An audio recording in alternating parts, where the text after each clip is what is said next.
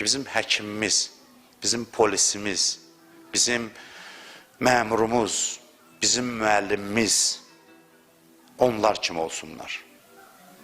Bax, bəlkə seçmək istəsə bir nəfər mənim çıxışımdan bir cümlə, mən bu cümləni təqdim edirəm.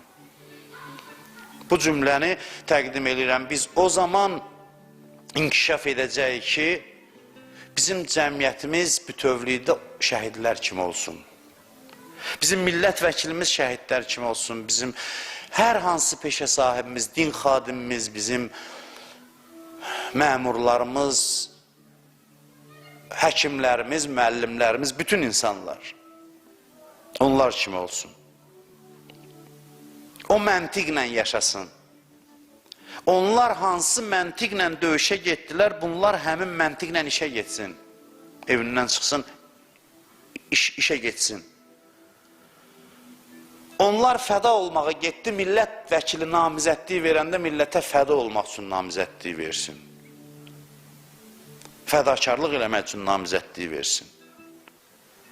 Biz bu 40 günü ondan daha bir qədər artığı necə yaşadıq? Təklifim budur ki, sadəcə elə yaşamaqda davam eləyək, dayanmayaq. Şəhidin təqdim elədiyi yaşam modeli budur. Elə də davam eləyək. Həkimlər necə deyirlər, əskərlərə öz balası, qardaşı kimi baxır. İndi bəyəm, indiki xəstələr həkimlərinin bacısı, qardaşı, balası deyil. Niyə görə biz bu baxışımızı dayandıraq? Ancaq döyüş zamanında mı olur? Yardım eləyənlər necə yardım eləyirdi cəbhəyə?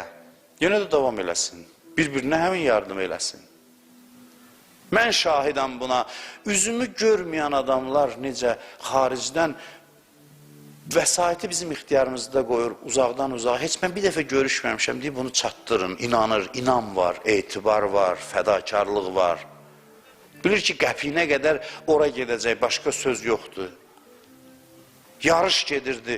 Mən keçən dəfələrdə dedim, mənə Ərbəyini xatırladırdı. O ki, dedi, Ərbəyin səpkisində yaşamaq. O yolun qırağında su ilə, ərzaqla dayanmışdılar. Əskərlər aparan maşın keçirdi. İnanın, atırdılar özünü. Görüntüləri vardı sosial şəbəkələrdə. Maşının altına ki, saxla. O bir neçə dəqiqənin içində hamısı qaça-qaça tez ərzaqları daşıyırdılar. Bu, mənim döyüş müddəti üçündür. Budur, bizə nicat verən həyat tərzidir bu. Şəhidin yaratdığı fəza. Budur, bizim seçimimiz budur.